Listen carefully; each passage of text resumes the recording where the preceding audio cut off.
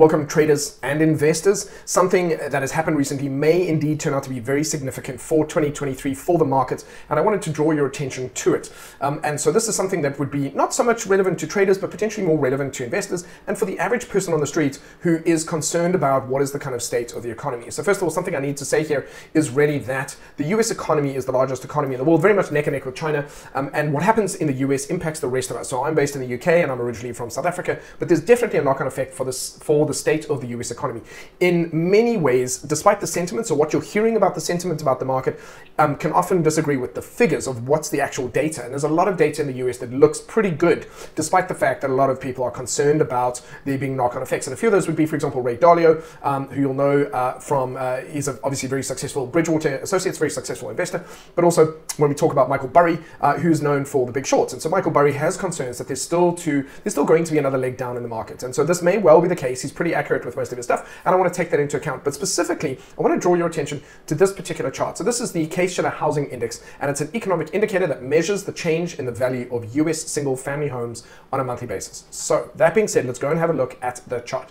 So this is really what I've done here is you'll see the blue line, the top blue line that gets all wavy is effectively the index itself. I can't view it in a candlestick format. I'm looking at this on the TradingView platform. I've added in a MACD and RSI. They really just measure the momentum of the markets, whether it's speeding up or slowing down.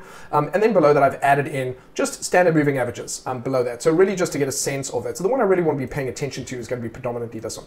Now, I'm looking at this on a daily basis. So this goes back all the way down here towards 95 and really just monitoring its behavior. Now, the reason I wanted to draw your attention to this, to keep the video relatively brief, is that the price index itself has actually dropped below the 10 EMA. So that's crossed underneath that. And the last time that it did that would be here around August 2006, before we got to the 2007-2009 global financial crisis. So let me be clear here. This is not doom and gloom.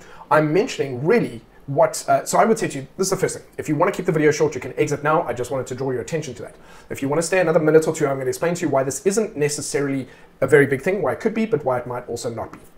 And so very quickly, we went through this period over here where the markets started to recover, ultimately crossed above the moving averages. And this is really where you could for certain say that the market has started to recover, the housing market. People started to get back into that because remember, we had a lot of defaults on mortgages back then. That was a big part of the crisis. The banks have maybe not learned their lessons, but I would say a lot of citizens, I would hope, have learned their lessons and are not as financially exposed. We also know that it's been very difficult to buy property because it's become so very expensive.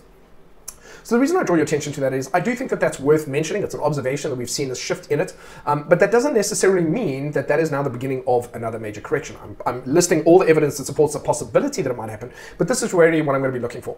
So we can see that in recent years, the market has grown and then almost gone exponentially. So when we see a market curve that shifts up and becomes parabolic, that's usually an indication that the market has become a little bit of a bubble and it's overpriced. In other words, it actually does need to have that correction. It's very important for the market to have that correction. And the reason I bring this up is as a trader or as a technical analyst, what we look for is to see how far the market could correct. Now, what's going to freak a lot of people out who follow this closely is that I'm going to suggest that we could have quite a big correction on this. If this follows traditional technical analysis techniques, and I place a trend line along that, we could see that the market drops quite a bit compared to the previous correction. That doesn't necessarily mean, by the way, that it's going to impact individuals. We know now that there's a lot of institutions that have been buying up residential homes. We also know that there's housing shortages. So we could find that some of those prices that have increased have been as a result of institutional buying, and they're going to take the biggest hit. So I think there's a little bit more, it's a gray area here as to how it is going to play out in comparison to the past. Not only that, but yes, in other words, it would be natural and normal for price to pull back into about this area, which, by the way, which put it close to the high of that. That's a relatively normal occurrence for the markets to do that before it would recover and continue onwards. So this is one way. The shallowest, the shallowest correction would be around about the 240 level, the deepest correction around about that 200 level, which is a nice round number. So that's an area where that market could have that correction. This isn't also necessarily something that's going to create as much chaos as it did in the past. It could be exclusive to the housing index. There's a whole lot of other things that are going on. And so I really clearly don't want to make this doom and gloom because I don't believe that it is necessarily going to be the case. And there's a lot of people out there that are touting this that way. But I will say this one thing is that the more we are aware of a potential problem down the line, the less likely it is to actually unfold that way. This is really important. So we've been through 2007, 2009. I'm sorry for the youngest Gen Z. I'm sorry for you guys, Gen X and Gen Z, that this is relatively new. But I remember this. This is only 10, 15 years ago. It's not that long ago. And it was pretty tough because it was the first time it happened. And most people are very cautious. They don't want to be going through that again. And actually, so are most of the central banks. So I don't think we're going to be going through the same type of thing again. I don't think people are exposed the same way. But I do think we're likely to see a balancing of the books. If you can imagine that too much spending has been going on the credit card, and now we've got to settle the credit card, it's a little bit like that. And so much of that has been happening. So actually, it's very possible that we could actually see this do a very small move down and then continue on. But the angle of it overall has become incredibly overstretched, and it's very hot. It does need to level out.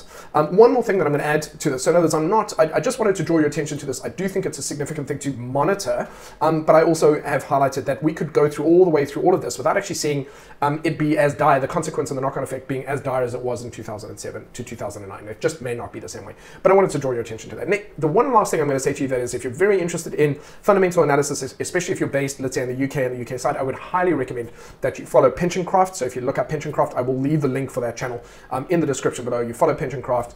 Raymond, the presenter, is phenomenal. He's incredibly astute when it comes to this. He's actually one of the very few people whose opinion I trust on fundamental analysis. Certainly, I'm not going to ascribe any of this to any political parties. I trust the people who work with the stuff on a daily basis to be able to give me that accurate kind of feedback. Anyway, just wanted to draw your attention to it, and thank you very much.